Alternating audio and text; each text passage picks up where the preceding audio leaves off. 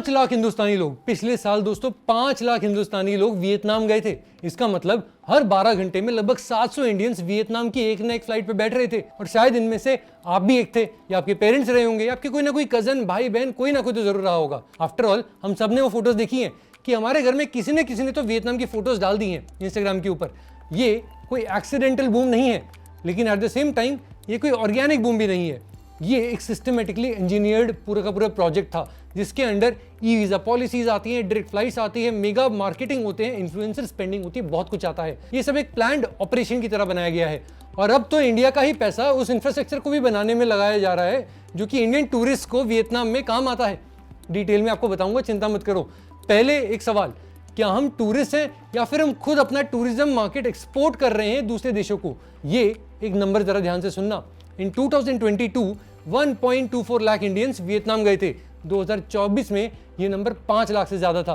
2025 का exact number भी हमारे पास है नहीं, बट अगर आप सोचो तो उन 2 सालों के अंदर ये नंबर 4 गुना बढ़ा। ये ग्रोथ रेट थाईलैंड से ज्यादा है, बाली से ज्यादा है। ये इतिहास में, हिस्ट्री में किसी भी साउथ ईस्ट एशियन कंट्री ने इंडिया के मार्केट में आज तक नहीं देखा है। इसको समझने के लिए मुझे भाई साहब समय लगा था। मैं सोच रहा था कि यार वियतनाम सस्ता है, लोग चले जाते हैं। फिर वियतनाम टूरिज्म अथॉरिटी का एनुअल रिपोर्ट मैंने पढ़ा, एंड एक लाइन ने सब कुछ बदल दिया। वियतनाम का टूरिज्म मिनिस्ट्री एक पेपर में लिखता है, India is our priority growth market for 2025 to 30 का साइकिल। मतलब अपने टूरिज्म इंडस्ट्री को बूम करने के लिए वियतनाम ने इंडिया को अपना टारगेट मार्केट आइडेंटिफाई किया हुआ है और उसके लिए स्पेसिफिक बजट एलोकेट किया हुआ है।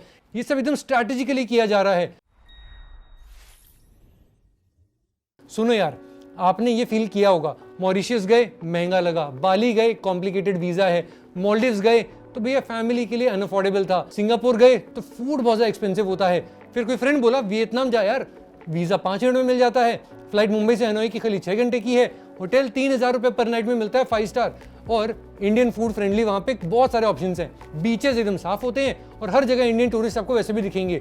तो आप कन्विंस हो जाते हो, आप चले जाते हो, आपको मजा आता है।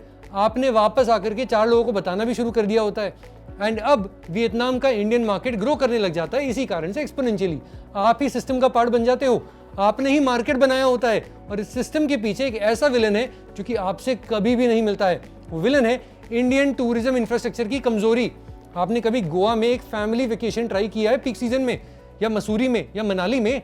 ट्रैफिक, महंगे होटल्स, सर्विस क्वालिटी के इश्यूज, कैब्स नहीं मिलती इजीली, क्लीनलीनेस प्रॉब्लम्स होती हैं, वीजा नहीं चाहिए होता लेकिन बुकिंग्स में बहुत ज्यादा केओटिक प्रोसेस होता है। आपने ये सब कुछ देखा होगा, पक्का देखा होगा। तो आपने नेचुरल रिएक्शन आखिर क्या सोचा होगा?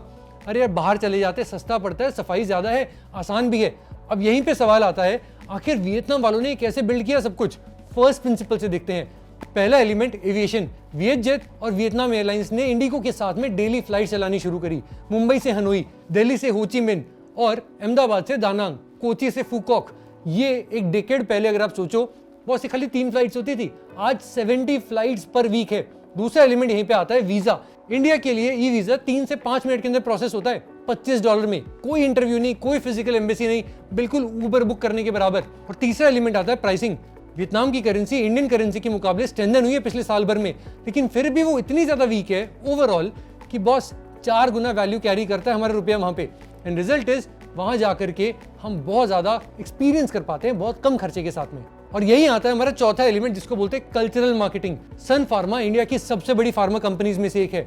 वो अपने 4500 लोग यानी 4500 लोगों को लेकर के अपने एक ऑफ साइट इवेंट के लिए वियतनाम में गई। मेगा वेडिंग्स होती है वहां पे वियतनाम में, बॉलीवुड फिल्म्स वहां पे शूट हो रही हैं।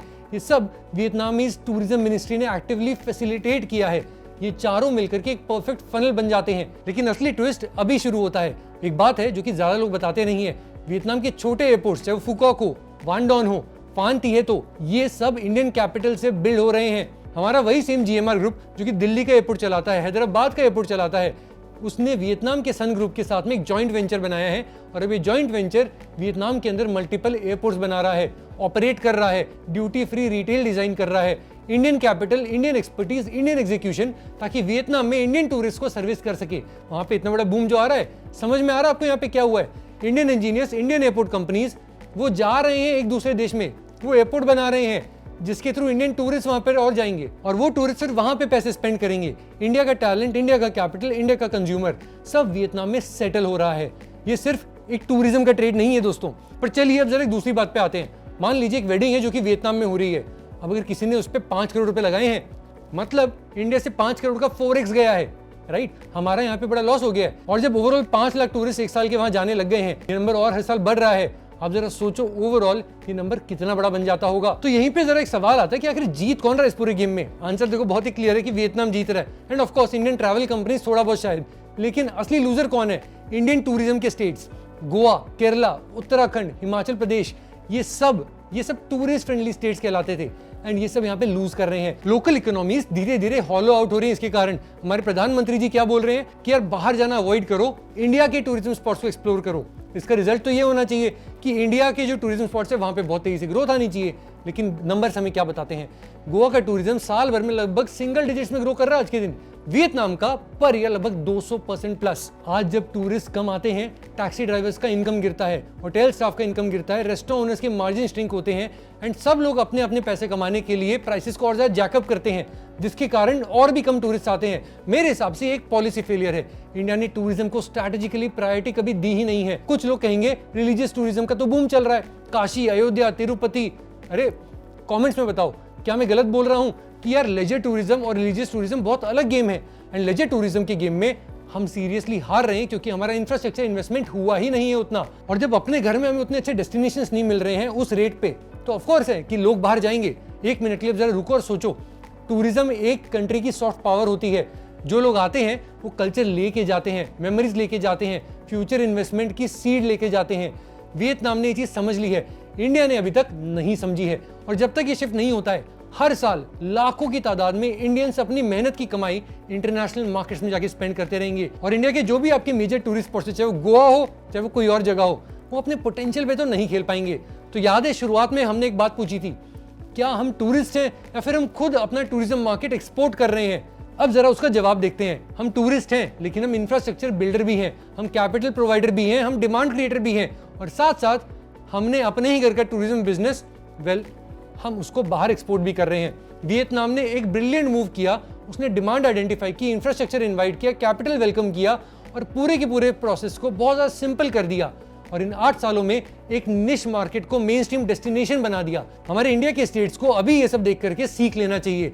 केरला हो, गोवा हो, उत्तराखंड हो, यही ब्लूप्रिंट अडॉप्ट करना चाहिए। इंटरनेशनल मार्केटिंग बजट्स लगाने चाहिए, इन्फ्लुएंसर मार्केटिंग करनी चाहिए, वहां के इन्फ्लुएंसर्स को पैसे देके यहाँ पे लाना चाहिए ताकि बॉस प्रमोट हो सके। End of course goes without saying, यहाँ पे लॉ एंड ऑर्डर बेटर करना चाहिए, साफ सफाई बढ़ानी चाहिए, वीजा फ्री मूवमेंट इजी करना चाहिए, एविएशन कनेक्टिविटी बढ़ानी चाहिए। सब कुछ बहुत ज्यादा इंपॉर्टेंट है, और ये सिर्फ और सिर्फ सेविंग फॉरेन एक्सचेंज की बात नहीं है, ये एक लॉन्ग टर्म इकोनॉमिक सोवरेनिटी की बात है। जब आपका एक छोटा सा पड़ोसी देश आपके सिटीजन्स के लिए फेवरेट वेकेशन स्पॉट बन जाता है, तो आपकी अपनी कल्चरल इन्फ्लुएंस जो होती है वो श्रिंक होने लग जाती है, आपकी रीजनल पोजीशन थोड़ी सी वीक होने लग जाती है। मई 2026 में इंडिया वियतनाम समिट हुई, वहां के प्रेसिडेंट भी यहाँ पे आए थे, वो हमारे प्राइम मिनिस्टर से मिले, बहुत सारे डिसीजन लिए गए, और उसी में से एक था कि इंडिया और वियतनाम ने एक सिस्टर सिटी एग्रीमेंट साइन किया, मुंबई और हो ची मिन्ह सिटी के बीच में टूरिज्म एमओयू साइन किया 2026-30 के लिए। ये डॉक्यूमेंट्स लेकिन ये बस एक डिप्लोमेटिक जेस्चर है। असली जो शिफ्ट होता है वो इंडियन स्टेट्स के लेवल पे होगा, जब वो अपना एक्ट इंप्रूव करेंगे। पर जब तक वो सब नहीं होता है, हर 12 घंटे में 700 लोग हनोई के लिए फ्लाइट पकड़ते रहेंगे। इनफैक्ट ये नंबर हर साल बढ़ते रहेगा। इसी के साथ ये डीप डाइव यहीं पे खत्म करते हैं दोस्तों। आप देख रहे हैं ग्रोवेज, सब्सक्राइब का बटन दबा लीजिएगा। मैं हूं जैन मुंद्रा, मिलते हैं अगली वीडियो में।